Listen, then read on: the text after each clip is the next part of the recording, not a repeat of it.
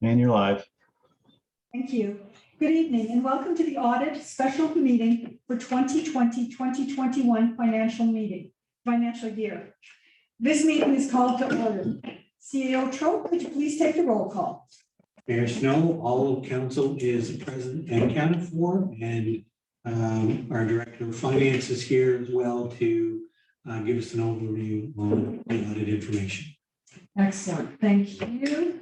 The proposed agenda has been circulated. Are there any additions to this agenda? We do have one change. The presentation is being made as CEO Trope expressed by our Director of Finance, as our financial auditor is unavailable tonight due to a family issue. So if there's no other additions, if I can have a motion to accept the proposed agenda, please. Councillor Huntley, thank you. And second, Councillor York, thank you. All those in favor? Those opposed? The motion is carried. Thank you. The floor is yours, Director Crowe. Thank you. Thank you very much, and good evening to everybody. My pleasure to be here to step in the auditor's shoes for a few moments and present the highlights of the audited financial statements for the year ended March 31st, 2021. I'll just precede some of the comments that were made at the audit committee meeting, which was held on June the 28th with the audit committee. The external audit was conducted by Kenton Duckett. Andy Force is our auditor on the site. The auditor will provide an unqualified audit opinion for the year ended March 31st, 2021, which means that the financial statements are fairly presented in all significant respects. He did speak to the strong internal controls that Kenton has. He cited that he did 30 tests, which is highly unusual in small towns or smaller towns. He conducted 30 tests on our internal controls with 100% success for all 30. So all 30 of those were at 100% target. He found no discrepancies found in the financial statements. There were no adjusting entries required, and there was nothing to report that was unusual overall. The management letter will contain nothing. There was no draft management letter given because there was not going to be any comments in the management letter about significant deficiencies or material weaknesses.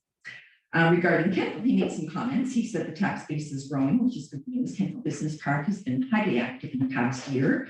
He spoke to the east side of town and some construction going on there, and that we have a vibrant downtown. He said the tax rates are comparatively low and our service delivery is very high. So those are all the comments from the auditor. Regarding the statements on page 83, which is the statement of financial position, our net asset position has increased over last year, $946,600, and it now sits at $12.1 million. That means that basically that Kentville can pay off all its liabilities at the statement date and have $12.1 million left over. Now that's not possible, but it's a good indication of financial stability. The net financial assets have increased $140,745 to $42.4 million. That's mostly made up of tangible capital assets. The accumulated surplus for the town of Kentville has increased $1,087,345 over last year, and it now sits at $54.5 million.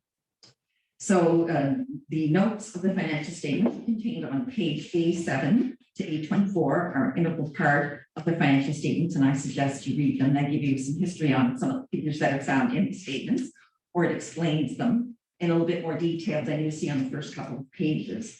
If you want to look at more detail at each of the funds the town has, you can go to pages A33 onward, and you'll see the town Kentville operating fund. You'll see the town Kentville capital fund, the water utility operating fund, the water utility capital fund, and all the reserve fund. In addition, I always prepare a financial report, which is usually at the front of the financial statements, which goes into detail on each of the statements that are contained in the financial statements. And it's in layman's terms, so most people can understand what we're talking about in that particular report. So you'll see that at the very front of the audited financial statements. They've had time to read that. So those are basically my comments, other than the fact that I'd like to thank my finance staff for their hard work over the past year, in particular, Robin Page for her hard work in putting these statements together. Excellent. Thank you very much, Director Kroll. And we truly do appreciate the report that you provide. And I would say to any member of council or our citizens that it is on our website and it is available for them to peruse. And it probably isn't today, but will be tomorrow after we approve Well, this. we have to wait until the auditor's reports come in. And once the package is complete, it goes right up on the website. Exactly. So that information will be there. Now, if any member of council has any questions for the director, please go ahead. Are there any questions? None at all? Oh, go ahead. Thank you, Worship. Deb, I would just like to say thank you. You do an efficient, amazing job, and your team is incredible. And to have 30 tests done with 100% success rate and no adjusting entries, and I know the strong internal controls, because those that sit on that committee, we hear, for coming right from Andy's mouth, that things are very, very well done, and so I appreciate that. And thank you for all your hard work. Thank you so much. Yeah. Thank you. All right, Deb, thank you very much. Thank you. So we will move on to the recommendations from the audit committee. You were provided with a recommendation sheet, and I just want to make one change to that recommendation sheet. In the first subparagraph, it says 3 members of council were reappointed.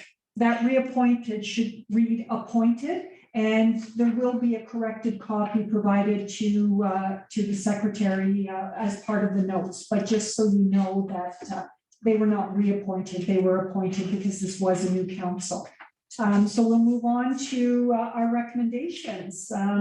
So the first recommendation is that council accept the 2020-2021 audit report and documentation as presented. I could have a motion, please. Deputy Mayor, thank you. And Councillor Zabian, I'll get you for the second. Thank you. It has been moved and seconded that council accept the audit report and documentation as presented. Is there any further discussion on this matter? Are you ready for the question? The question is on adoption of the motion to accept the audit report and documentation as presented. Voting is now open. And please aim at Jennifer. Or try. Voting is now closed. And the motion is carried. Thank you very much.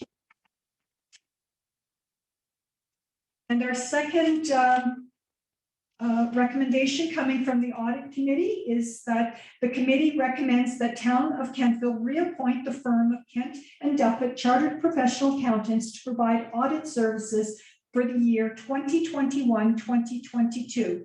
The firm was previously selected and approved for a 5-year contract with the Town of Kentville. Reappointment occurs annually as a matter of form. So the motion is that council reappoint the firm of Kent and Duffett Chartered Professional Accountants to provide audit services for the year 2021-2022. If someone could move that, please. Councillor York, thank you. And seconded, Councillor Huntley, I've got you. So it has been moved and seconded that council reappoint the firm of Kent and Duffett Chartered Professional Accountants to provide audit services for the year 2021-2022. Is there any discussion on this matter? Certainly. What year are we in at 5? This would be our third year. Third year? Yes, that's correct. Thank you. And that's a very good question. So for our new counselors, although it is a 5-year contract, we still re-up them annually.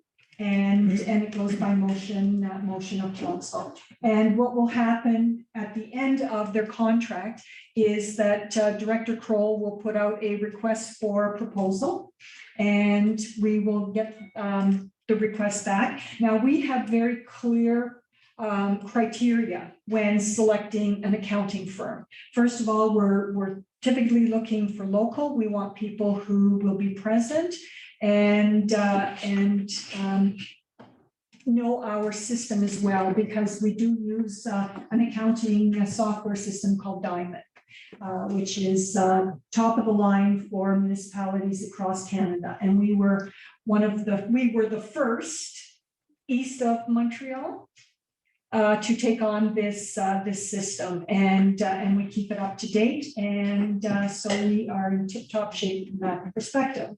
But enough with that. So are you ready for the question? The question is on adoption of the motion to reappoint the firm of Kenton Duffett Chartered Professional Accountants to provide audit services for the year 2021-2022. Voting is now open.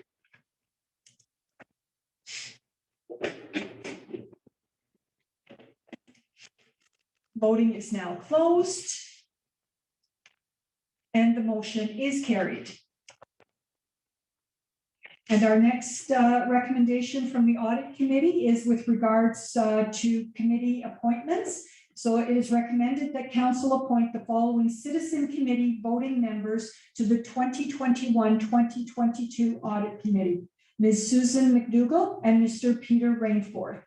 The motion is that council appoint the following citizen committee voting members to the 2021-2022 audit committee: Ms. Susan McDougall and Mr. Peter Rainforth. Motion, please.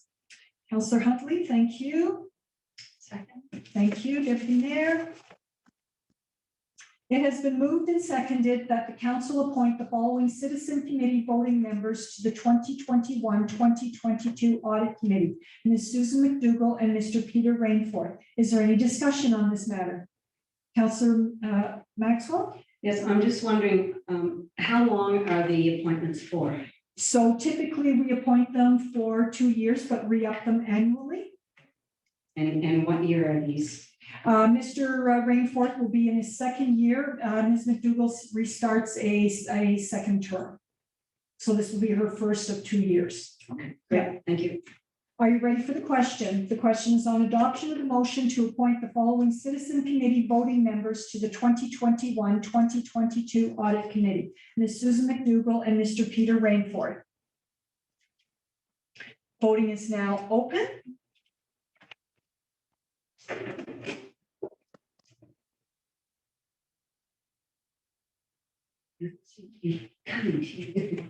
I put mine right there. Slow electronics tonight. Voting is now closed. And the motion is carried. And that completes all of our business from the audit committee. If I could have a motion to adjourn this special council meeting, please. Thank you, Councillor Zabian. And the time is 18:13. All right, thank you very much. Moving on to our next meeting. No one needs a break. We don't need any staff coming in at this point. They're going to. Actually, if I can just let staff know, I'll be right back. Okay.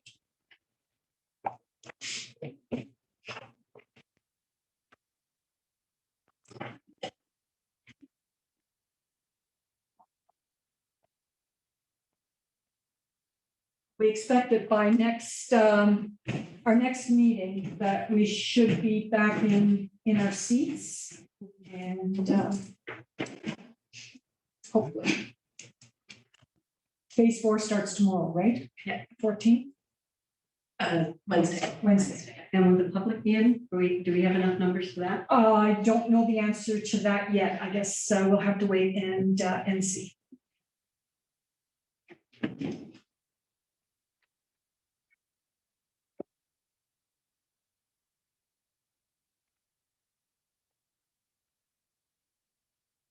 Everybody got their vaccine? Everybody happy?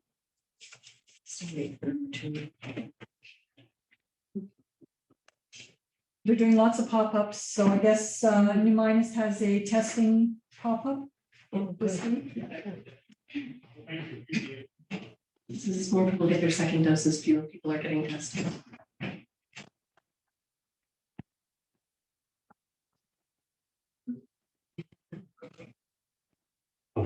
All good? All right. Good evening and welcome to the Council Advisory Committee CAC meeting of 12 July 2021. This meeting is being held in chambers and we are observing COVID-19 protocols. You will note that members of council and staff are spaced around the room to ensure 6 feet separation. The meeting is being live streamed on Facebook Live and there is no public attendance permitted due to the ministerial order. The most up-to-date meeting package is on the Town of Kentville website, and the public may send questions directly to our recording secretary's email at jwest@kentville.ca. This meeting is called to order. Have all of the councillors received and reviewed their meeting packages? Does any member of council have information pertaining to a matter before this council which has not been publicly circulated? As the Council Advisory Committee, CAC, we will vote as a committee to either send business forward to the council meeting for ratification, return to staff for further information and review, or defeat the recommendation. I will remind members of council that we should continue to be mindful of our decision-making wheel to make balanced and respectful decisions while adhering to our code of conduct. This council, through policy, has adopted Robert's rules as our rules of order, our parliamentary procedure, and as the chair, the meeting, it is my responsibility to use those orders to ensure we get the business of the town done. We will be voting by electronic means for all votes except administrative. Our queuing system cannot be used due to social distancing. If you wish to speak on a matter, please raise your hand and you will be called upon in order. Please speak clearly as we are depending on the microphone at the front of the room. Are there any conflict of interest issues we should be aware of before the meeting commences? CEO Troll, could you please take the roll call? Certainly. Mayor Snow, all of council is accounted and present. Thank you. CEO, we have been provided with a proposed agenda. Do you have anything to add? Mayor Snow, I would add item 6C. We have some correspondence from the Annapolis Valley Regional Library, so their annual report. Okay, very good. Thank you. Are there any other additions or deletions? There being none, if I could have a motion to accept the addition. Councillor Huntley, thank you. Seconder, Councillor Maxwell, thank you. All those in favor? Those opposed? The motion is carried. The minutes of the June 14th, 2021 CAC meeting have been distributed for approval. If there are no changes, the minutes are approved as distributed. If there are changes, the recording secretary will annotate the minutes in red, and the annotated minutes will be added to the electronic meeting file as approved. Anything on the matter? No? Oh, Councillor Maxwell. Yes, in the minutes on the Robinson Mike's clothing issue, I thought in that vote, there were 2 votes against. Could we double check that? Or where are we? Are you looking at item number C, the vote on, it's on page 8. It says councillor who voted against this motion was Gerard. There was only one at that meeting. I think there were 2. The next vote. No, it's the next meeting. That was CAC. Oh, Yeah. sorry, my mistake, sorry. Okay, all good? Yeah. Nothing further on that one. All right, then there are no changes to that set of minutes. Thank you very much. We have no presentations this evening. And just for the record, this evening is our last CAC meeting before September. So if there are any groups who wish to make a presentation to council, please contact Jennifer West, and she will schedule you in for September, October, or November, or possibly even December, depending on the queue to make presentations. So the directors have provided their reports for our review and are present if there are questions. CEO Trope, could you please introduce our department reports and recommendations? Sure. And tonight, staff will be here to do their presentations in person. Our director gentleman is off-site tonight, so she'll be doing her report via Zoom, as well as an update on another item later in the agenda tonight. So we're going to start off as we traditionally do with our finance group, and if I can ask the director of finance to come forward and do an overview on her report. Thank you, and good evening once again. My pleasure to bring to you the staff report from the Finance Department for the month ended June the 30th. I have some items that might be of interest to you in my summary, which is on the first page. You can read that at your leisure. We're looking at a benchmark this month, June 30th, of 25% of everything was averaged evenly over the year. Revenue exceeds the average at the end of June at 38% recorded. Taxes make up the largest bulk of that, 49.4% reported. I've also made the claim to the federal government for the payment of tax, which has not been received, but the actual claim is in. Provincial tilt or payment in lieu of tax for the province of Nova Scotia is filed with the SOE Statement of Estimates assessment, which has not been released by the province at this time. But once that's released, that claim will also go in. Under unconditional transfers, this section includes the first quarter of the Municipal Finance Capacity Grant, which is the new name for equalization. So we've received our first quarter of that, and the Power Corporation grant for the entire year has arrived as well. On the expenditure side of the ledger, we're just slightly above the benchmark at 26.3% expended. Under general administration, it exceeds the guideline because 50% of the annual payment has been made to Property Valuation Services Limited, as well 50% of the reduced taxes for charitable organizations has also been posted. Public transit under transportation services, public transit exceeds the benchmark and reflects the first quarterly invoice for that service. Debt charge in that section also exceeds the guideline, but reflects the debt repayment schedule. Under environmental health services, we have slightly exceeding the benchmark because of the quarterly invoicing from Valley Solid Waste Resource Management Authority. Environmental development, planning and zoning exceeds the yardstick due to the payment of an insurance deductible. And recreation exceeds the benchmark slightly because debt charges exceed the threshold, but that also reflects the debt repayment schedule. In addition, under the debt charges, financing, and transfers, the principal also exceeds the benchmark, but it reflects the debt repayment schedule for the town for this fiscal year. Under the summary of outstanding taxes, which is Schedule C, and our top property taxes were due at the end of May. The final billing will go out sometime in the middle to the end of August. The due date is scheduled to be around September 30th, 2021. The current years or the interim tax levy that's outstanding at June 30th, it's actually overpaid. People are paying in advance. So we have some of our final levy also collected to the tune of $19,813. 104% collected at the end of June, compares to last year's figure of 90.6%. Total property tax outstanding at June 30th is $20,340. That includes any accounts that are in arrears. Last year, the total was $463,245. This equates to 99.6% collected as compared to last year's figure of 90% collected. Bottom of page 3, you'll see the information on the perpetual investment fund, the values of total investments, cost versus market. We're looking at May 31st in this report. The interest paid into the fund to date so far is nil. The dividends paid into the fund total $46,950. Capital gains to date are nil as well. Management fees total $6,129. And this compares to last year's figure of $2,712. And that's just a tiny thing as to when the actual information arrives on my desk as to whether it's 1 month, 2 months, or 3 months that it's recorded there. The Schedule G is also included. This is the Town of Kentville Capital Investment Plan for the year 21-22. Projects budgeted are at $2.3 million for this year. And at the date I wrote this, we have spent $63,084. Just a tiny little bit of that particular budget, 2.8% has been expended, and you'll see that figure grow larger as the year progresses. So that's my report from finance. Excellent. Thank you very much. Are there any questions for the director? So Director Kroll, I know that I've asked you this before, and I've probably asked you every single year, but I have to get my head wrapped around again.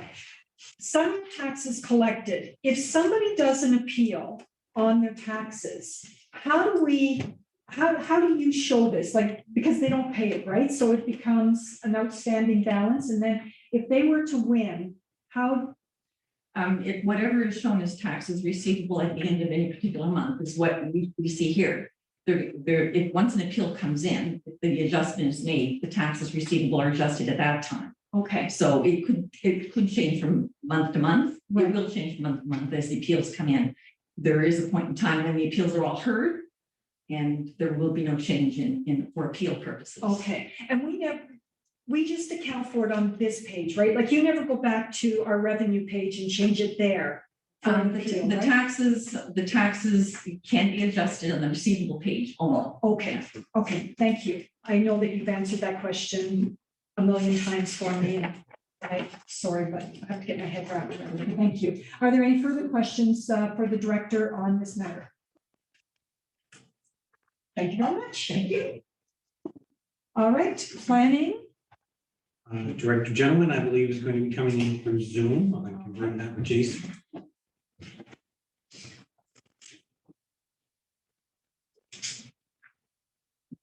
Look at us multitasking. Zooming here and live audience there. Okay, so my big mouth is not going to work now.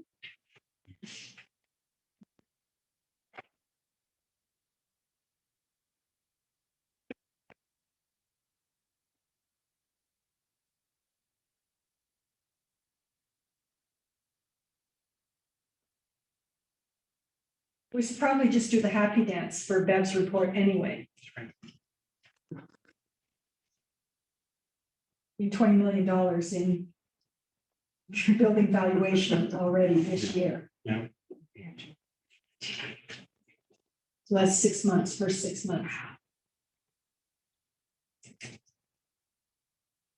Could move her to later. Or do you want me to do?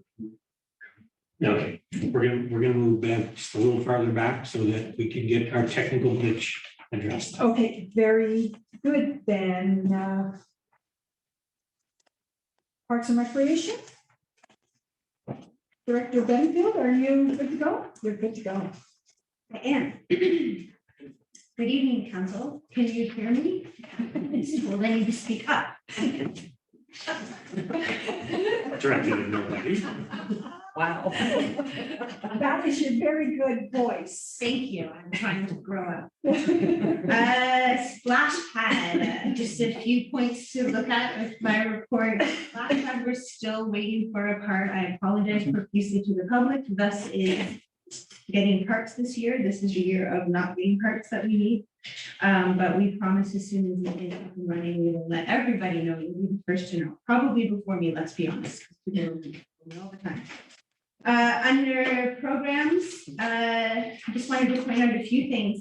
Last year, if you remember in the lockdown, we put out our play kits, our leisure play kits, so that we could make sure that folks who are struggling and partnering with our organizations would have access to a number of leisure opportunities in their home while they were struggling to get through the pandemic. We decided we wanted to do the same thing again this year for the second lockdown and wanted to expand it to the general public. So altogether, there were about 70 play kits that went out, 3 different types, depending on what age group and interest you were in. And just a big shout out to our staff who worked tirelessly to get those all out. And that was a pay what you can model. And we're pretty proud of that. And all of the information in that can be found on our website.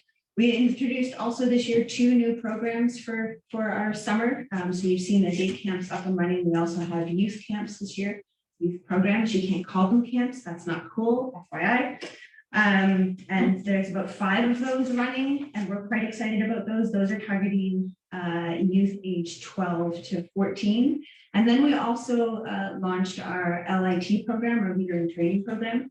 So those are the kids who are 14 to 16 years old, and we wanted to bring them on board. 1, to provide additional support in our summer program. So if any child needs some extra attention for whatever reason, we have hands on deck, but also to be able to do some additional leadership training. With the hopes that one day they'll want to come back and help us out in tenfold. And then the last thing I want to talk about programs, another new thing you'll see this year is that we've hired 2 additional specialty staff. And those staff are hired, those positions were created, and that came out of last year's round of lockdown where we needed to decentralize the model of recreation. So no longer requiring people to come to us to participate, but actually expanding it through the community. So you'll see lots of pop-ups downtown, you'll see things happening in parks, but you'll also see things happening in various neighborhoods across the community. Under the capital projects, We're still waiting to hear back on our appeal about the dog park, so there's no news there. The skate park project was held up for a little bit because, again, this is the theme. They were waiting on certain supplies that they couldn't get in, but they're back going, so that's quite exciting. And the last thing I'm going to mention, of course, and thanks to those who were there in attendance, but we did receive funding from for the green infrastructure grant. So we're just slowly getting organized on that end to get things up and running to start with year one. As per council approval. Thank you. Excellent. Thank you very much. Are there any questions for the director on her report? Councillor York, please. Just a quick comment, the camps, because that's what I have my experience in at the moment, are running beautifully. You've been dealt a post-tropical storm and heat wave in the span of 2 weeks, and it's been fantastic. I also really appreciate your staff working with the children and educating them a bit and talking to them about Landon's journey and incorporating them into that walk as well. So I really appreciate that. It's a lot to undertake as a staff kind of all of a sudden, and they handled it beautifully. And my kids reported very positive conversations around the residential schools and Landon in particular, and that walk. So please pass along my thanks to the staff. I will, absolutely. Councillor Maxwell. Thank you. I'm glad to hear about Leaders in Training. I think it's wonderful and a great initiative. And I'm just wondering, what kind of response did you get? Because these are volunteer positions, right? Like, No, we're actually paying oh, them. you're actually paying It them? turns out when you want you to shop, you should get. Yes. Provide for all of us.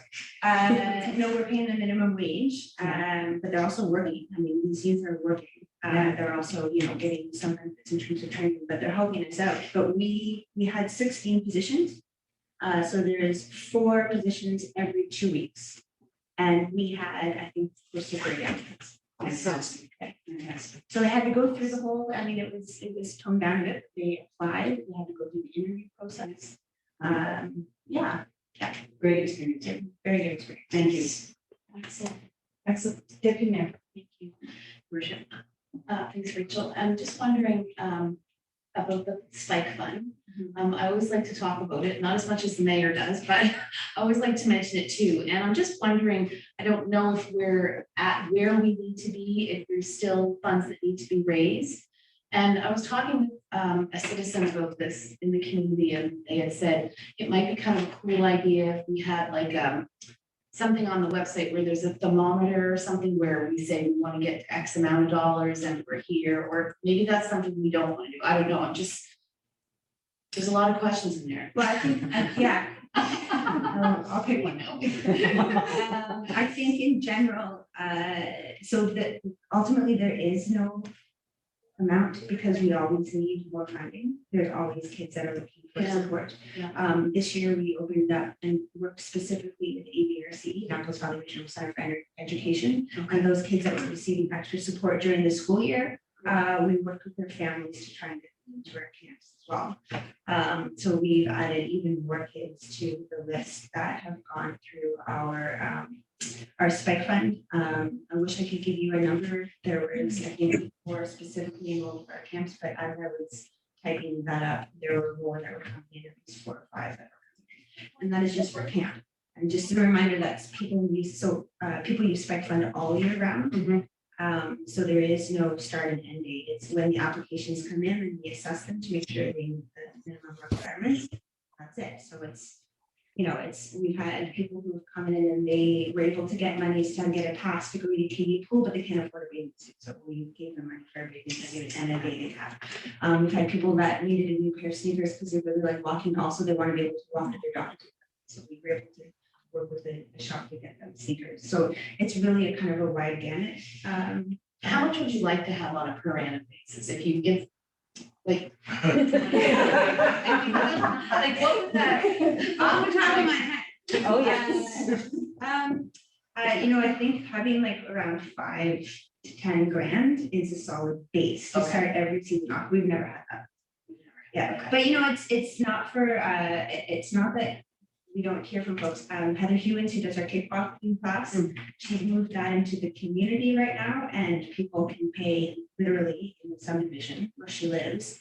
And people can pay her $2 drop-in fee, and she's donating all that money to the spike fund. So there are people out there that are that are helping out. And we have our staff, we put sandwich boards up at all the events just to remind folks. Okay. Yeah, so we'll always accept donations and we'll always find a way to make sure people get.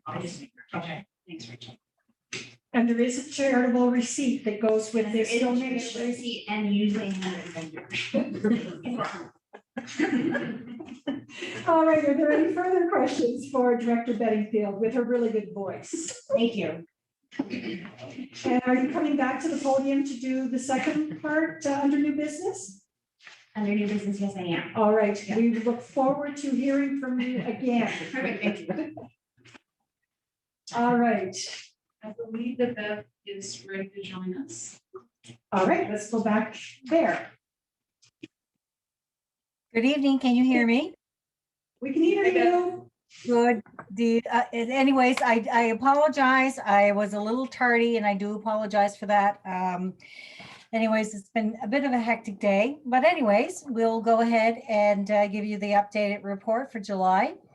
For the month of July, we've had 10 permits issued for a building valuation of $1.1 million, just over $1.1 million, which brings us to a year total of $20,768 million. We've had 4 subdivision applications approved, and luckily one of those was the Parsons land. And so far, even prior to the final approval of that subdivision approval, we've had 2 permits issued on ready to go. In terms of projects, and I just want to make sure you can hear me. We can hear you. Okay, very good. Ryan's Park, the location certificates for the footings has been approved, so the next phase is ready to go.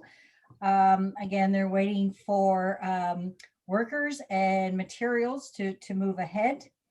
Miners Landing, they have the final concrete pour that they put in for the 4th building in July. There was a noise exemption permit that they needed to have for that in order to pour the concrete during the good weather that we've had last week. Council amendments to the MPS and LUB to allow residential development within the C2 zone. The report will follow later on in the evening for that.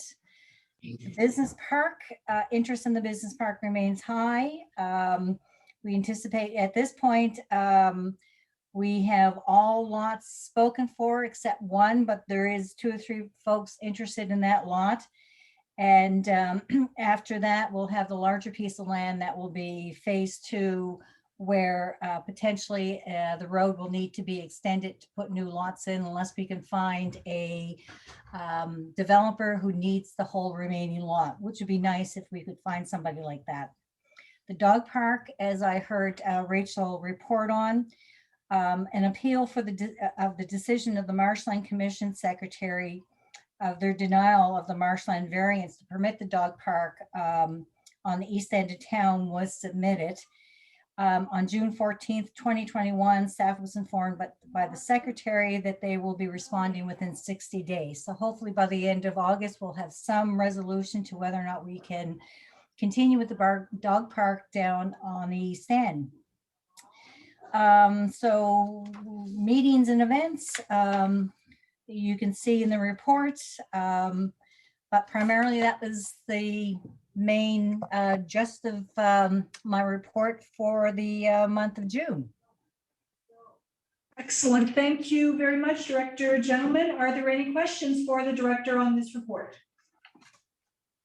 Deputy Mayor. Thank you, Risha. Hi, Beth. Just a question with regards to Ryan's Park. I'm wondering, have we or will we need to extend the date of completion of the building? I would have to look at the terms of that agreement, but there may be a requirement to do so. And I can certainly look into that later on this week when I'm back, hopefully on Wednesday. And I will advise council of that, and we can make the decision after that. Thank you. Are there any further questions for the director? Yeah, I think part of the conditions was to have the footings in for the Ryan's Park aspect of the whole development, which is already in place. So I'm thinking that we're doing pretty good with them. All right, Director, you're going to move on directly with your report? The other report? On the MPS and the LUV? Oh, okay. Yes, I thought it was going to be later in the agenda, but I'm more than happy to move ahead with that right now. Okay, very good. Thank you. Okay. So I'll just read the report as you have in your packet.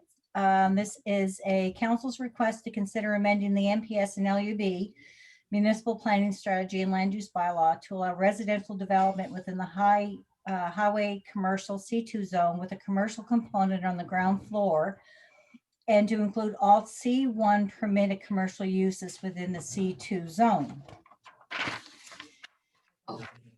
Over the last couple of months, council have been considering changes to the highway commercial C2 zone to allow some form of high density residential. The impetus stemmed from an application to rezone a portion of the C2 lot or a C2 lot to allow for a seniors retirement home. However, after staff's recommendation to deny the amendment, the application was withdrawn. Council nevertheless, during deliberations on the issue, determined that permitting multi-dwelling residential within the C2 zone with some ground floor commercial uses was a viable option to help address the housing crisis while maintaining the economic viability of the highway commercial zone, and directed staff to come back with options. Specifically, council wanted some ground floor commercial use within any commercial development with 100% ground floor building frontage as a minimum. So on Monday, June 14th, staff provided CAC with 3 options, and one was 100% commercial use, 50% commercial use, or 25% commercial use. And there was quite a bit of discussion at that meeting about how much and where it should be. And council sent it back to staff for review. So because council could not come to a consensus and sent the issue back to staff with further direction to draft additional amendments to include all commercial uses that are permitted within the general commercial C2 zone in the C2, permitting all the commercial uses within the C1 zone within the C2 zone. Because the number hasn't been decided, staff is recommending using the average of the minimum required commercial space expressed by individual council members.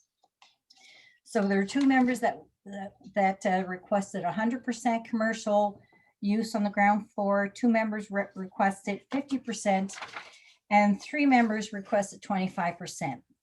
So the average B of all of that, of those numbers, was 53.5% to be rounded off to 50% of the ground floor space to be dedicated to commercial. So that's staff's initial recommendation for the number or the percentage of ground floor commercial space to be allocated within the C2 zone. And further, council requested including all commercial uses permitted within the C1 zone to be included within the within section 6.3.1 permitted uses within the highway commercial C2 zone and land use bylaw. And there's a list of those. And we took all the listed uses that were in the C1 zone that weren't included within the C2 zone and added it to this list. So other matters that sort of came to light while we were reviewing this and talking to the building code folks and things like that, we were trying to wrap our heads around what a multi-unit dwelling was. So where the amendments to the C2 zone to allow residential development was partially a result of an application to amend the municipal planning strategy and land use bylaw by a private developer to build a seniors retirement home. Staff has since determined that the type of development as presented in the amendment application does not meet the definition of a dwelling unit, whether it's multi-unit or otherwise. Specifically, none of the units within the proposal presented to staff have kitchen facilities, which would allow for residents to live totally independent. Instead, a communal dining room and other amenities typically associated with assisted living facilities are depicted in the architectural plans. And I know they were sent to you a few months ago. I can kind of share my screen if I can get, if need be, to show you some of the sizes of the rooms and the fact that none of them have any kitchens, if you need to see that. But under the land use bylaw and also the building code, a dwelling unit means one or more habitable rooms designed or intended to be used by one or more individuals as an independent and separate housekeeping establishment in which separate kitchen and sanitary facilities are provided for the exclusive use of such individuals, with a private entrance from outside the building or from a common hallway or stairway within the building. So again, we're referencing one particular type of development as a multi-unit dwelling would not necessarily fit the proposed development that we've looked at in the past. So while it was council's direction to include residential development within the C2 zone or multi-unit residential, staff recommends adding a new definition of assisted living facility to the land use bylaw to support such developments that did not meet the typical residential dwelling definition. And the assisted living definition suggests it would mean, it means any part of a building containing suites designed for and principally occupied by senior citizens, in which such facilities contain a meals program and a common dining room with housekeeping, maintenance, laundry, transportation, utilities, common amenity spaces, and usually some type of a medical assistance as well. Further, as the proposed definition suggests, assisted living facilities employs persons in several positions, including but not limited to cooks, dining room staff, nurses, housekeeping, laundry staff, recreational facilitators, property managers, etc. As a result, we felt that a new parking requirement for assisted living facilities should be added to section 4.2, table 4.2 parking requirements of the land use bylaw, because it's not a it's not a multifamily residential where you would typically not have any type of working staff in the facility. And we felt that there needed to be some type of parking requirements for those that were working in the building. And looking around at multiple of different parking requirements for a similar situation, we're suggesting one space for every 2 beds and one space per staff, or one space per 700 square feet, whichever is greater. So it is the recommendation that CAC recommends council hold first reading to amend the MPS and LUB to allow multi-unit dwellings and assisted living facilities where the ground floor building frontage is occupied by commercial use and at least 50% of the ground floor area is used for a commercial purpose within the highway C2 zone. And further, to include the following uses within the highway commercial C2 zone. So again, these are all the additional uses that came from the C1 zone that council wished to include in the C2 zone, as well as the assisted living retirement home definition and the multi-unit dwelling. And again, both of those two facilities would require ground floor building frontage is occupied 100% with a commercial use, and at least 50% of the ground floor area as for commercial purposes. And further, to add the parking requirements of the land use bylaw for assisted living facilities, and further to include the housekeeping amendments that was previously approved by CAC. So there was a list of several that had gone through CAC and had also been part of a public participation program that we had back in May. And so those have essentially gone through the process that we need to have, as did the idea of adding multifamily residential and uses within the C2 zone during that public participation meeting. And further, that council give first reading to the following resolution to amend the municipal planning strategy and land use bylaw, and to hold a public hearing on Wednesday, September 16th, 2021 at 6 p.m. And then the following is the resolution, which would make all the changes to the land use bylaw and the municipal planning strategy to include in those documents, those planning documents, the changes as required. Okay. Thank you very much, Director Gentleman. So CAC has a recommendation from the Director of Planning to amend the MPS and LUB as detailed in the attached report. It is the recommendation of staff that CAC recommend to council to give first reading to the resolution to amend the municipal planning strategy and land use bylaw, and to hold a public hearing Wednesday, September 16th at 2021 at 6 p.m. So the motion is that CAC recommend to council to give first reading to the resolutions to amend the municipal planning strategy and land use bylaw at the July 26th meeting of council, and further to hold a public hearing Wednesday, September 16th, 2021 at 6 p.m. If someone could move that, please. Deputy Mayor, thank you. Councillor Gerard for the second, thank you. It has been moved and seconded that CAC recommend to council to give first reading to the resolution to amend the municipal planning strategy and land use bylaw at the July 26th meeting of council, and further to hold a public hearing Wednesday, September 16th, 2021 at 6 p.m. Is there any discussion on this matter? Councillor Gerard, please. Thank you, Worship. Director Gentleman, can you hear me? I can hear you, yes. Just a question, when we add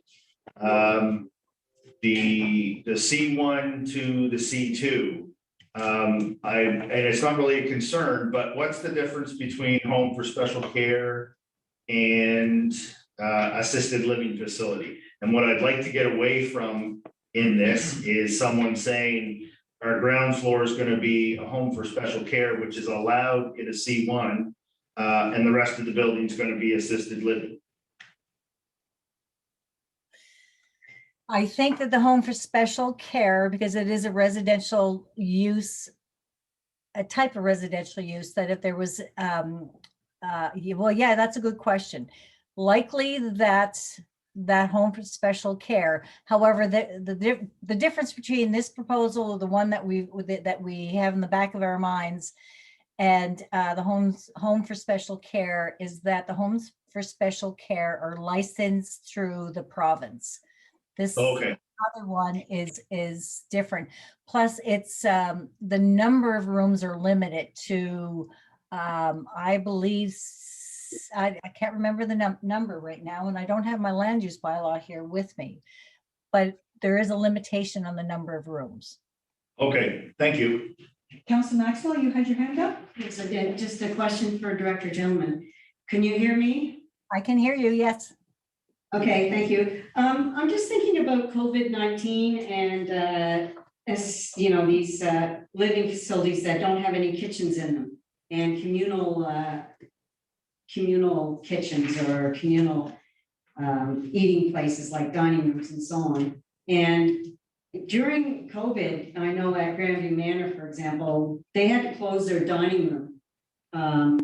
Residents couldn't eat together in the dining room, and they had to eat in the rooms or in their sitting rooms. There's special sitting rooms in each unit. Is there anticipate any changes to building codes for that type of thing? Like, is it wise to do the communal dining rooms anymore? I would suggest probably so. I think the communal dining rooms as well as the communal kitchens, I would think that those folks at the time that couldn't eat in the local, the common dining room, they still had their meals made by the communal kitchen and just had their meals delivered to them in their rooms. Right. Right. So, so maybe from a building code perspective, no, I don't see any changes. From a COVID perspective, yes, obviously people need to adjust as much as they can to make things work. But once COVID is done, essentially, and hopefully we'll get to the point where we don't have to worry about that anymore and folks can go back living their normal lives. The assisted living facility is essentially that they do not have their own kitchen facilities and they do share their meals together in a common dining room. Right, so they would have to, whoever was building those would have to make sure that they built in the ability to deliver to those individual rooms, I guess. Yeah, and I'm sure that they do. Okay, good, thank you. All right, are there any further questions for the director? Councillor Zabian? Thank you, Mayor Snow. So, Director Gentleman, just so I can clarify here, the frontage is 100% commercial and then of the Right. ground floor? Right. So the direction from council was, yes, everybody agreed that they wanted 100% of the frontage of the building to be allocated to commercial. Okay, The actual total square footage of the ground floor was what was in question. And so I had to come up with a number, and I thought taking the average of seven council members was the best way to do it. Both. and can I ask you, because you're a director and obviously you have decades of experience, are you comfortable with that number? Or I know you came by using an average, but if you were recommending yourself without using the average, do you have a number in mind? I only say that because I was one of the 100%, and I still think 100% is the answer, but I'm just wondering what you think. Well, I think everybody knows how I feel about the C2 zone. We have less than a handful of C2 zones left, highway commercial zones left, properties left that could facilitate any major or large development in the town of Kentville. So allowing residential development, which was essentially prohibited under the current bylaw, we've included new language to change that in the resolution. But it was my staff's opinion, my opinion, that we have such little commercial space left. The C2 zone was obviously designed for highway traffic, large types of commercial development. This is a compromise, I think. Okay. Thank you. Is there anything further? Are you ready for the question? The question is that CAC recommend to council to give first reading to the resolution to amend the municipal planning strategy and land use bylaw at the July 26th meeting of council, and further to hold a public hearing Wednesday, September 16th, 2021 at 6 p.m. Voting is now open.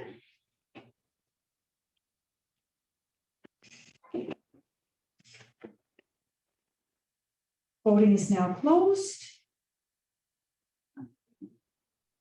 And the motion is carried. And for members of council, if you do not attend the public hearing on September 16th, you cannot vote on second reading of this land use bylaw. So you might want to earmark your calendars now.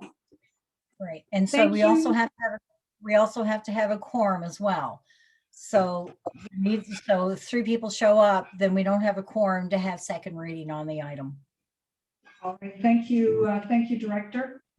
Certainly, Councilor Maxwell. I'm just wondering, after we do first and second reading, do these two items, the housekeeping ones and this land use change along commercial C2, do they have to be lumped together? Can we vote on those separately? So I guess what you're asking is to make them two separate pieces? Two separate pieces. I suppose they could be congruent. All right, Director, you don't have a problem with that? Well, no, I don't know, but I guess what I was trying to do is make sure that it just flowed into, through a, the most efficient way to go through the process. So we have to have a public hearing for all of the amendments. And it just made sense to me to put it all in one resolution. Otherwise, I think I probably would have maybe had an earlier public hearing for the housekeeping units, but thought maybe it was more efficient to do it all at one time. Yeah. So I think certainly what we can do is we can continue on this time frame, but what we'll do is bringing it to council will just be package A and package B, and then council can vote on both of those. Okay, perfect. Thank you. Thank you. Director, do you have anything further for us this evening? That's everything for now. Thank you. All right, thank you very much. Take care. Thanks, Bev. Thank you. All right. Yeah, we voted on that. You have the Community and Economic Development Coordinators report. Is there anything to add to that, CAO? No, I just think I wanted to point out that the Visitor Information Center is open. There was some work done before opening. I think, as I mentioned in a previous session, there's going to be some future work's going to be needed, and that will be part of our budget conversation as we get later into this year for next. But also wanted to mention that we've been talking for some time around some of the gateway signs. That work is ongoing, but our benches that we've ordered have arrived, so we're going to start rolling those out shortly. So there's going to be some bits of activity going on that I wanted folks to be aware of. The rest in the report, I probably would just leave for folks to review. And I would also like to really thank Lindsay Young for her continued work on this and coming forward with the information here for council. Great, thank you. Are there any questions for the CAO on anything he's just mentioned with this report? I just have a, Dan, and I know it didn't come to fruition, so it doesn't matter, but we were sort of expediting some work on the gifted or leased park area between, has that work been completed or? Through the mayor, what I would say is that there was a large amount of stone that needed to be removed from there. That was removed with the intention that it's going to be repurposed.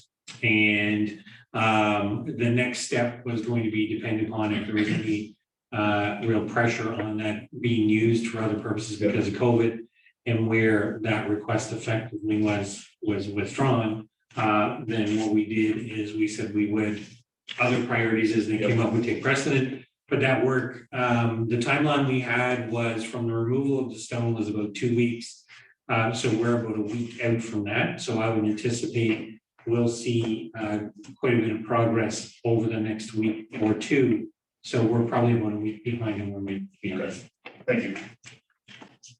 What was the location that you were referring to? Sorry, I missed that. The King's Arms, the public. Thank you. All right, moving right along, we're now at the police report from the chief. Commission Chair Gerard, did you have anything that you wanted to add to this report from the chief of police? I have nothing to add. I will try to answer any questions I can to the best of my ability. I will say that the committee has been struck for finding a replacement for the chief after she retires. And we are about a week, maybe 10 days away from our first meeting. Excellent. Thank you very much. Are there any questions for Commissioner Gerard with the report that you received from the chief? None. All right, moving on to engineering and public works. Director Bell, please. Good evening, Your Worship and Council. I'll start with an update. At the Water Commission, well, that was out of service, is now back online, which is great news because it's certainly our busiest time of year with consumption during the summer months. So capital upgrades to that well, including new variable frequency drive, and there's a VFD power conditioner. And so we now have 2 of our 7 wells outfitted with this equipment. And we will continue to upgrade our remaining wells in future years, the capital investment program. Under sanitary sewer utility, this is not our utility, but we are a contributor, of course, to they treat our waste at the regional sewage treatment plant. So the municipality of Kennedy Kings expects the sludging, and they did expect, and it has started. Some one. They hadn't started, but now they have, as of Friday passed at the plant in New Minas, and that will last until approximately mid-August. It's expected the smell could even be more pronounced at times, hopefully not throughout this process, but it's expected to subside as they move that sludge. It becomes basically a dewatered dry product that they're hauling to the only nearby facility, which is out of province in New Brunswick. So I had an update from Scott Quinn of the county that has begun as of this past Friday. Hopefully, that's the first phase of some new improvements to that facility. Patch paving in the downtown is now complete. Patching on the side streets is underway now, and that includes our side streets, feeder roads, and our local subdivision roads. And we have two of our summer students that have been with us for a couple of years now are back again for the summer. Just finished high school, will be off to university in the fall, and they do such things as painting hydrants and mowing around our water facilities, helping with garbage collection and those sort of tasks. Under projects, our capital works project, one of our big ones, the Burke subdivision upgrades, that's been awarded to local contractor Mid Valley Construction. They have mobilized and begun the first task of running temporary water above the ground to every home. That's a sort of a closed loop service. It's still town water, of course, but it takes the risk of breaking water services every time they put an excavator bucket in the ground. They'd be hauling somebody's line out and causing a mess, and people will be without water. So this sort of is a temporary service that goes from house to house and gives everyone water throughout the summer while the main lines are being replaced. The expected completion date of this project is this fall, around about October. On June 28th, we had a kickoff meeting with the AIM network. That's the asset management folks that did our first phase of training last year. This year, it's the full-fledged comprehensive asset management plan that we received funding for from FCM. And they plan to begin this summer. In fact, this week, they're coming up to meet with the GIS technician, Kirsten Duncan, and myself to start their collection process to complete the project by fall, and then come to council early in the new year, 2022, to present their completed asset management plan. So that's pretty exciting. I didn't realize at the beginning that they would be doing that all this summer, but it's a big undertaking, but that will complete our entire asset management plan. Everything from pipes to roads to sidewalks to facilities are all in that plan. And that is the brief summary of my report for the month of June. Excellent. Thank you very much, Director Bell. Are there any questions? Councilor Gerard. Thank you, Your Worship. Director Bell, quick question about the sewer treatment in New Minas. Because we are a very large customer, is there any liability that falls back on us when stuff like this happens? When Liability from someone like Department of Environment, or just from being a large customer No, of? we are a user. We don't own the facility. We don't operate the facility. We don't manage it. We pay, we do attend, myself and CAO Troke and Deputy Mayor Savage all attend monthly regional sewer meetings for our input, and Councilor Savage is a voting member in that committee, but I don't foresee any liability. Okay. It's a facility that's perhaps a little overdue for some upgrades, and that's what's underway now. It'll be a multi-year project to bring it up to a better standard. Perfect, thank you. You're welcome. Counselor Huntley. I have a couple of questions from a resident, and it's concerning the Burke subdivision. Sure. They wanted to know, I know in the letter that they received, all the remains of what they were digging up was going to be removed off-site. And they had mentioned that some of it already had been dumped onto the person's property, kind of over the bank Found that out as here. well. Yeah, Sure. but they wanted to know what has been dumped, will it be removed? Question one. I guess I can answer that if that's the first question. Sure, yeah. I've looked at it. I don't see anything there that's contaminated. I mean, the concern would be, of course, if it's spilling over the bank down towards the marsh. If it's good clean fill on their property, I don't see any issue with it. I think that particular property has been, they've been maybe filling in with some random organics over the past few years, brush, anything to sort of help their I don't think their bank is actually, failing or going down over the bank, but they have been looking for clean fill. What's in the Burke? The only part that was excavated, they did one of the temporary water lines that left a few loads, probably a few, not truckloads, but small skid steer bucketfuls of fill, clean fill, and that, before I had realized, I guess, was disposed of on their property, but not in an area to me that's any risk to the marsh below. I'll double check that, and they've been instructed to not dump anymore. Okay, thank you. You're welcome. If water valves and meters inside of homes need to be replaced, who pays?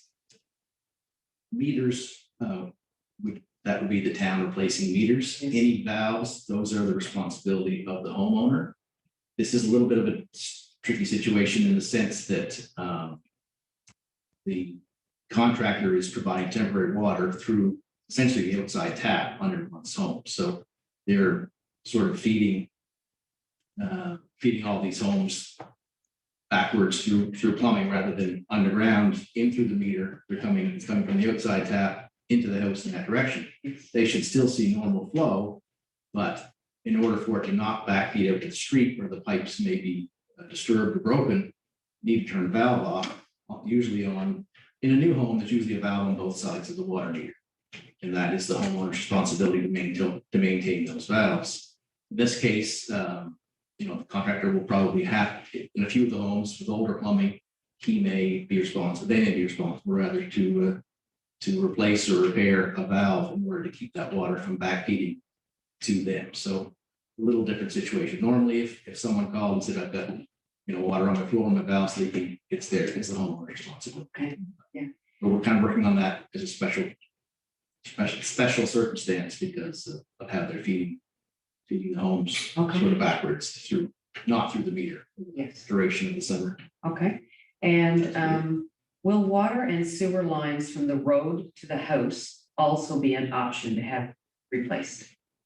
Not through our contract, from the house to the property line Yes. are privately owned. And I've spoken to a few folks on the phone and in person along the street and suggested, they can get anyone to do it, but they might find the most economical method would be to approach, the contractor who's on site. And that would probably be done, I'm suspecting, is an after hours thing, weekends with a smaller machine, more after the main project is completed, or even during, I guess, but we replace to the property line, new water, new sewer. Anything beyond that is the homeowner's. This is the time to do it for sure, and have it brand new right to the house. Yes. And a question off Burke subdivision. Okay. I noticed that some of the flowers around town seem to be dying. Do we have a certain person that waters them in the morning or? You do? Would you like Parks to talk? That's right, that's Parks. but- Please go ahead, Director Granville, using your good voice. So, If it's green roses is beautiful, it's recreation, everything else. Sorry, Dave. So every year, the flowers are grown and started by a nursery, in this case, we call it nursery. And then when they transition out, then there's usually an adjustment period. And so you've seen how they've improved over the last couple of weeks, and they will continue to improve. And we do have one dedicated staff to that waters them. Not as much as they used to, because we had invested in waterless planters, which still means you use water, but not as much. So you've seen a slow progression over the past couple of weeks, I hope. Yeah. And then also basket placement. Sometimes trees are windier, sometimes there's more sun. So there's a lot of things that vary for the longevity towards the end of the year. Yes. Yeah. Thank you. You're welcome. Good answer. Councillor Maxwell. Thanks. Dan, just a follow-up to the Mitchell Avenue situation that we were talking about. Right, yeah. I'm wondering, were those residents ever contacted about, the situation, an escape plan, or, because it's a dead-end street, and they've got the propane tanks at the beginning of the street, and we talked about maybe the fire department looking at, something like that, and then getting back to the residents.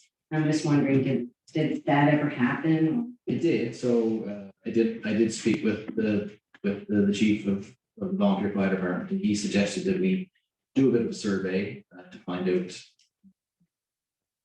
both residents' concerns and anything that they wanted to share, any mobility or special needs. Didn't hear a lot back, so I delivered the survey door to door about 6 weeks ago now, I guess. May, yeah.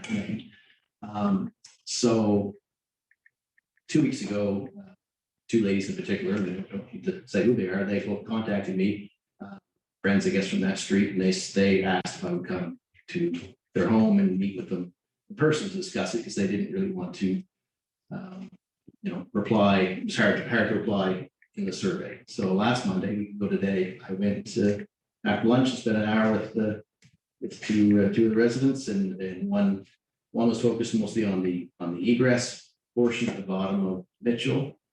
We had a good conversation. She had some good suggestions, and she liked what I suggested. So we're going to make basically a plan to bring soon on that. And the other lady, her concern was more with the changes that may have happened since the business has changed hands at the top of the street, and how it has sort of impacted her with the yard, the bulk yard where they store either new or partially sort of empty tanks that still would have, of course, paper in them. So she just wanted to check that was still compliant with zoning and things of that nature. So it's a good meeting. They both thank me for taking the time, and thank me after again by email. So they sort of, I think, represent a lot of the folks on that street. And you probably know what I'm talking about. Yeah. But it's a good meeting. Yeah. Well, thank you very much. Thank you very much for doing that. Yeah. They're a little elderly, and I think they really needed some assistance there. So, thank you. You're welcome. All right, are there any other questions for the director? No further questions. Thank you very much, Director Bell. And we will be moving on now to the CAO's report. Thank you, Mayor Snow. Just a quick update that, of course, we're anticipating a phase change in the reopening here in the province. So July 14th, we're going to be moving to phase 4. I just received the update on that and the frequently asked questions. So certainly as that information is available, we'll make sure that all council has that. Anticipate that later this month, we'll be able to finally do our grants applications meeting. So now we'll be in a place where we'll be able to actually meet and go through that. Accessibility work obviously is very much this moment in the awareness phase, but the Director Benningfield will also be discussing about the terms of reference later on. And the IMSA work continues, so the intermunicipal service agreement review work. There's an anticipated meeting, if not later this week, it'll happen early next week, just with some findings by the CAOs that will be going back to the mayors.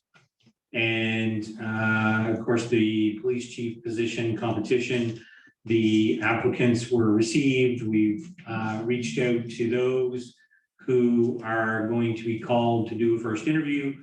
And the meetings or the interviews will be happening within the next week to 10 days on that.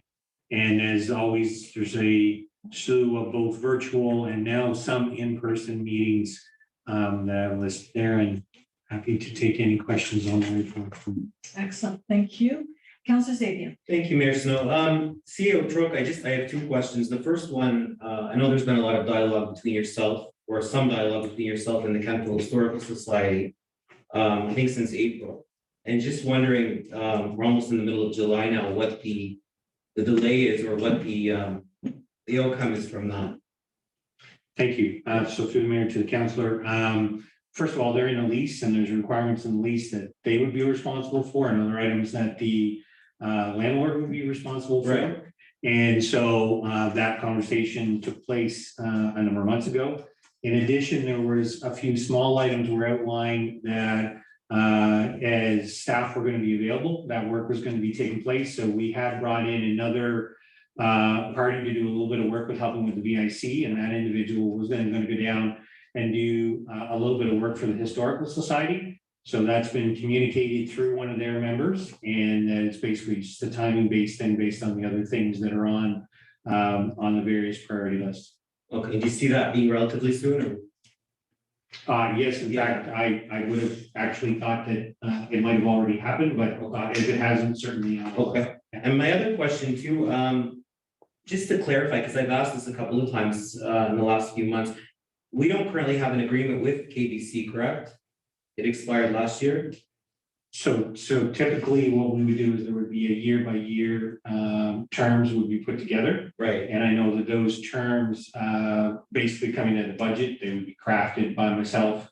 And then they would go back to KBC for their board to review. I believe they reviewed the terms. So the next step would be to conclude that agreement for a 1-year term. Okay. And then we'll meet around here and discuss. Okay, thank you. Councillor Maxwell. Thank you. I'm just, I have two little issues here. One of them is, I had a citizen talk to me, and it's for communication wise, and since we don't have a communication report tonight, I'm just wondering, and they were wondering, if it's possible for us to have a page on our webpage that would include the projects, the seasonal projects, and just a little blurb on what's being done in that area, or, you know, with that project.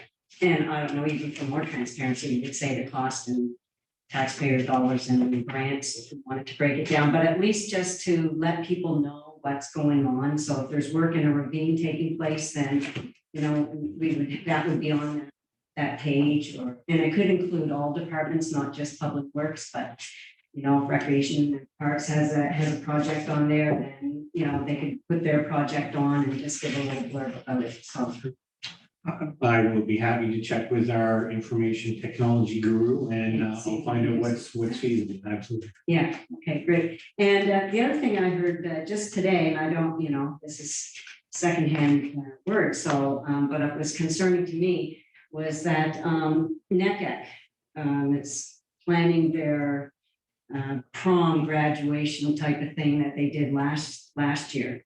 And I know the town of Kentville was heavily involved with that last year.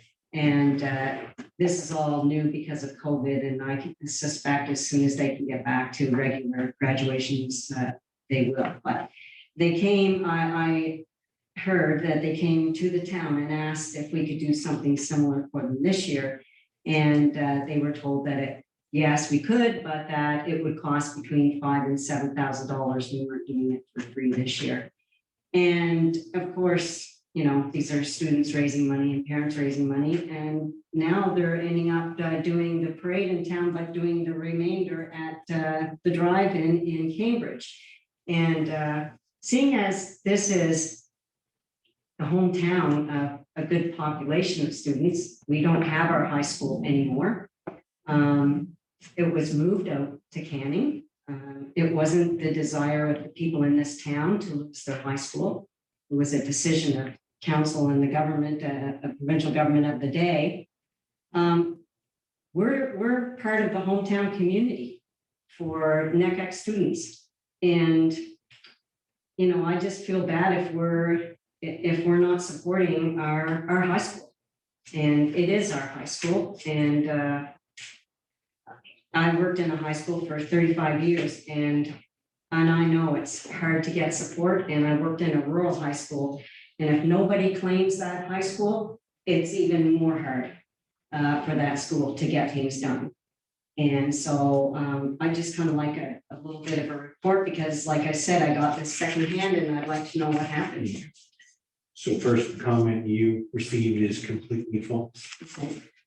And to be clear, we've been working with an organizer on behalf of the parents for many months. And they have been fundraising for their own purposes. They've asked for certain things with assistance, and the town's been happy to help on certain things. There are some materials that the town obtained last year, and these were items that were not used. And so the committee, we basically had said if the desire was for them to take possession of those, that these were items that we'd be happy to let go at a discount because we've already paid for these items. And so every request that the committee has come forward with, we've been able to work with them to accommodate it. The decision on where final locations would be or routes or activities are 100% of the planning committee. And they are not in any way, shape, or form being driven by a negative response from the town. Good, I'm glad to clear that up and clear it up for the word that is out there in the street. What are these supplies that we have extra from last year? Fireworks. Okay. It was pouring rain and the fireworks couldn't be done, so we did acquire that and Town of Kentville built the stage. So It's for this, for the NECA. At the time? Yes, at the time, but it was multi-use, multi-purpose. Okay. So it's not like it goes to waste. Yeah, so the item in particular, through the mayor to the councilor, is that we have some things like fireworks that we offer to settlement. It's less than what we actually Right. offer. Would it be the stage then, CAO that they needed from Cambridge, or what did they need from Cambridge? To be honest with you, I can't speak to any conversations with Cambridge. The conversations that were with the town is the exact same proposal as the previous year was available. The only thing is that there was a greater number of volunteers who were needed, and they were arranging for that. They had, from a fundraising perspective, had already raised a fair amount of money. So never was there any issue or request for money from the town. And most of the requests were around things like closing of streets and those kinds of things. So again, everything that has come through, we've been basically working with them to say, how do we help you to get it done? So we didn't say, you know, you have to pay $5,000 to $7,000. Okay. Good, glad we didn't do that.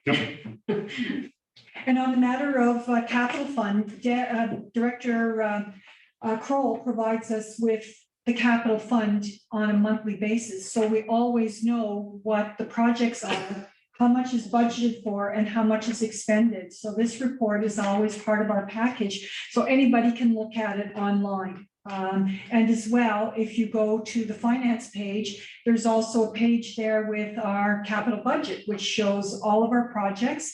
And this will keep people up to date with regards to that. Go ahead. I think it was more like what's going on, what's taking place is more what people wanted to know. Like what's taking place in this project. Similar to the letter that went out to the Burke subdivision residents, only it doesn't have to be quite that big in that detail. But just to let people know what's going on in their particular area if we have a project. Right. Okay, all the information is in this plan. Yeah, and they gotta go find it. Councillor York? in the interim, if people are looking like right now, Kentville.ca/news usually has like the Burke subdivision is there and it would list anything. Like if there was work being completed on the skate park or the ravine or something, it would be on the Kentville news page. And it would detail with a little bit in the article as well. So there's the headline on the front page, and then if you click through or select more, you can see all of the articles for however long you want to look at them. So there is something, it's not quite the same as like a landing page of here's what's happening in Kentville, but as an interim, it certainly would fill that need.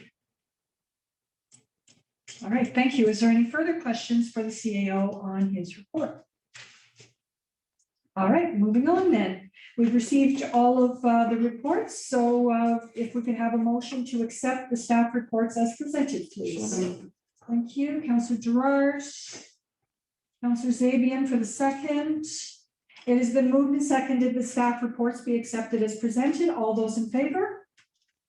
Those opposed? And that motion is carried. Thank you very much.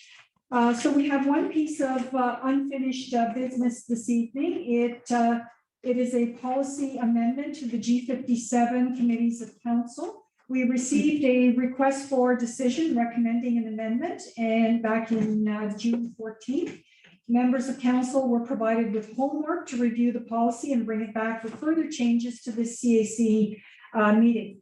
However, having stated that, you will recall that Director Bedingfield has information to bring forward with a standing committee for our approval, our recommendation for approval this evening, which would affect this policy. So based on new business item 7A, accessibility standing committee recommendation to council, it is in the best interest of ensuring that this policy is complete and that staff will incorporate all amendments with the latest information, and it will come back to council at CAC in September. And in the meantime, Jennifer has actually put together everything that we've received and created a single document, and she did send you an email to that effect, and it is on our website. So right now in your package, you have the input of three different inputs, but Jennifer will keep up the latest one, and that we will review in September. There's nothing further on that. We have correspondence.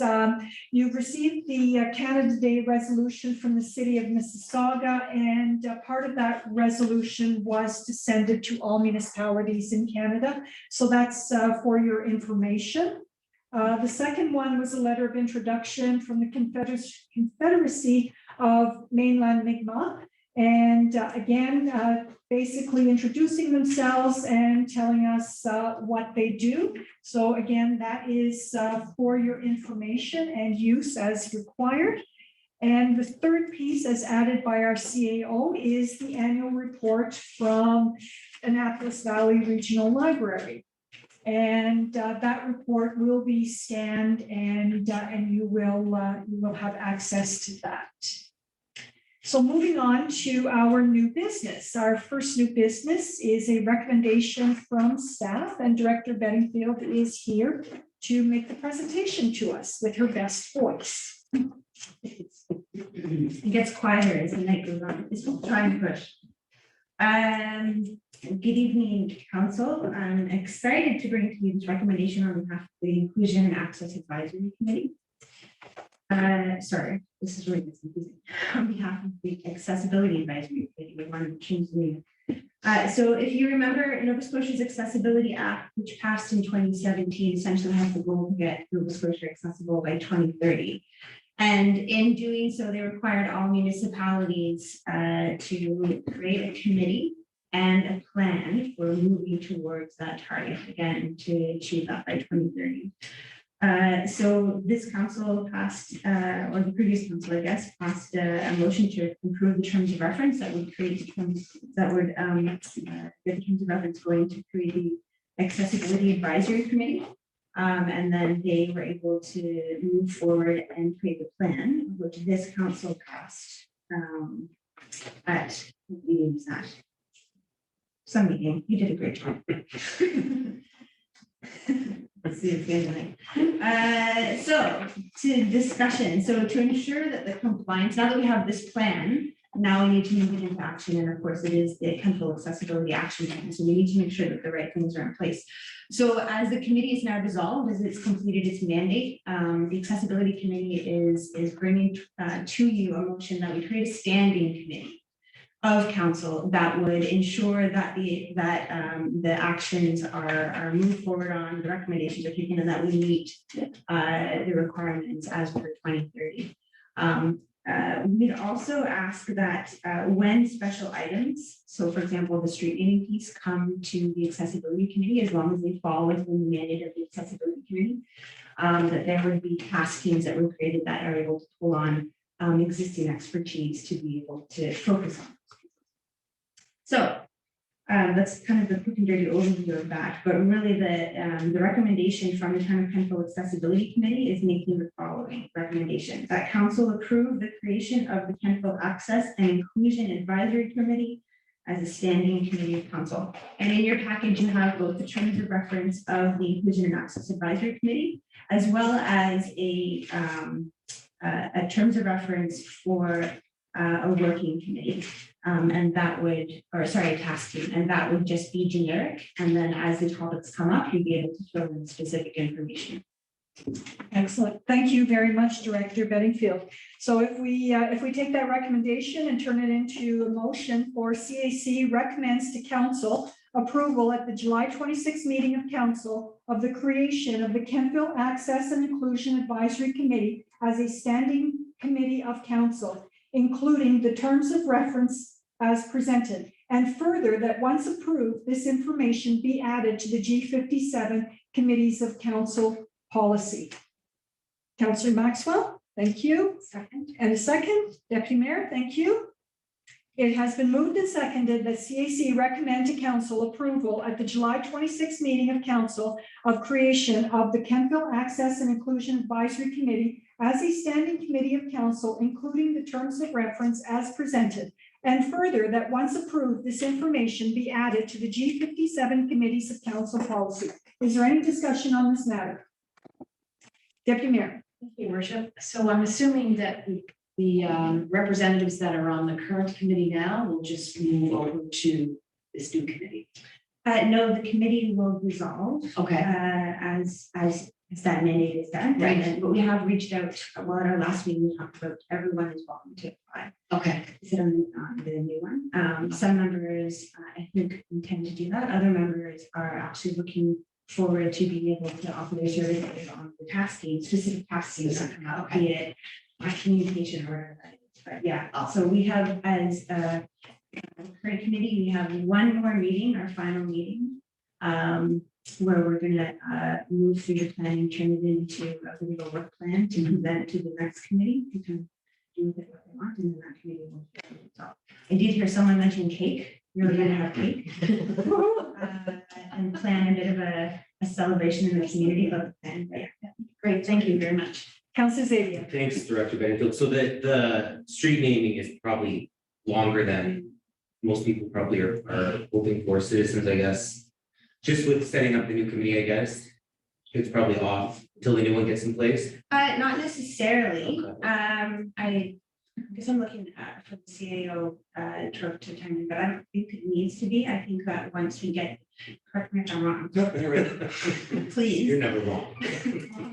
More often than you think. That once we're approved tonight, then we can put out a call for, Okay, because that is a priority of council. right, okay, So yeah, we're very aware of that. So, Okay. yeah, and so until the new committee is formed, it would follow the third committee. And Okay. it doesn't transfer over. Is that right? all right. Cool. CAO. I have a question, or I put something on the table. So because this becomes an advisory committee of Kemptville, the members will receive an honorarium. However, the members of a task team under our current practices would not. Now, these task teams are going to be, as we say, task oriented.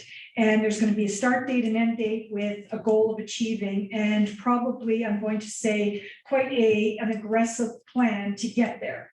So is there a way that we can do the honorarium such that if we were bringing in specialized folks from our community, whether they needed transportation or help getting here, or some way of compensating them within our honorarium envelope?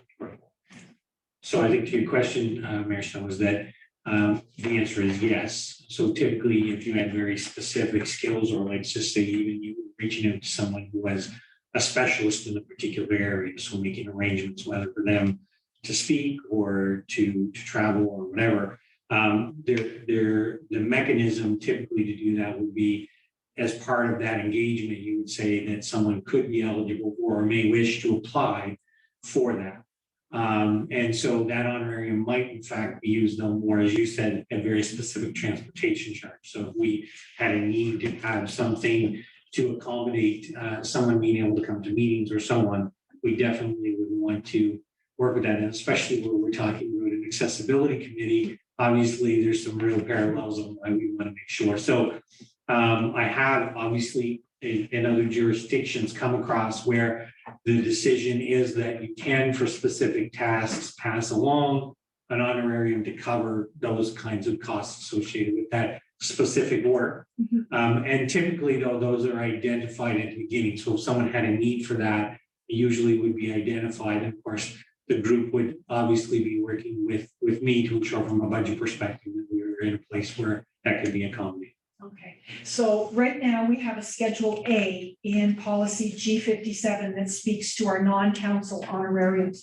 So can staff draft something as part of the amendment? Certainly. And maybe this is totally irrelevant. So for the police commission, we do an honorarium, but previously, not now, the chief, we used to have a lunch. Okay. And instead of changing a policy, wouldn't it be easier maybe just to give that committee a small budget? Because what the chief does now is the commission has a budget on top of the honorarium. So instead of changing policies, just say the accessibility committee has $2,000 budget, and then it doesn't have to go through an honorarium, or someone's not getting more of an honorarium than others, and they say it's going to cost X number of dollars to get them here. It's just a line item in the budget. Right. So I understand what you're saying, but that would still need a policy change to our G57 to give a budget to a committee. As a commission, you're in a different kettle of fish, so you have different rules that govern you and bylaws. Okay. So push it to staff and We'll come back with that in September. please. All right. Anything else for the director on this matter as we are in discussion mode? Can I actually ask a question? You're supposed to have all the answers. Again, to my previous point. One of the things, and correct me if I'm wrong again, in the policy for committees is that they need to be council resident, correct? May, should be, that's correct. So if you had a person who brought a skill set to your committee, you may hire them to your committee or bring them on as a committee member, yes. But if there was the same that lived here. Yes. And willing to serve, then they would have priority over that. Deputy Mayor. Thank you, Worship. Yeah, I believe there's something in the, and we're gonna go back to that, obviously, provision of that policy and the proposed changes. But I believe there was a little bit of latitude there that if they didn't reside in the town of Kentville, and to your point, if they offered some other areas of expertise, that you had some of that flexibility. Certainly with those task teams, I think that's really important. Obviously, those who count same expertise would take priority, but Right. you know, especially as we engage populations that are seeking equity, that representation are two trumps. Yeah. Your worship, if I might, I just encourage staff to not try to put a square peg in a round hole. So if the existing policy is that round hole, it may be that the terms of reference with this committee should specifically address the task teams and any compensation that they might receive if we write in this particular policy. Perfect. Thank you, Solicitor. All right, is there anything further on this matter? Are you ready for the question? The question is on the recommendation from CAC to council to approve at the July 26th meeting of council, the creation of the Kentville Access and Inclusion Advisory Committee as a standing committee of council, including the terms of reference as presented, and further that once approved, this information be added to the G57 committees of council policy. Voting is now open. And notice I didn't put the cake in the motion, but we're holding you to it. I'm sorry, I need clarification Oh, around the so- motion. Certainly. And I asked, the clarification that I require is, so the terms and references, we're adopting those as well, but there can be some changes on a go-forward basis as per the comments from the solicitor, correct? Okay, thank you. This is going to come to council before you. Yes, make your final yes, decision. okay, perfect, thank you. All right, voting is now closed. And the motion is carried. Thank you very much. All right, so the council has personnel and contractual matters which must be conducted in the closed session. We require a motion to go into the closed session to discuss the agenda items, and we will not be returning to Facebook Live for adjournment of this meeting. So if we could move into a closed session to discuss the agenda items. So moved. Thank you, Councillor Zabian. Second, Councillor Huntley, thank you. It has been moved and seconded that council move into a closed session. The question is on adoption of the motion to move into a closed session. All those in favor? Those opposed? The motion is carried and the time is 19:47. All right. And are we offline?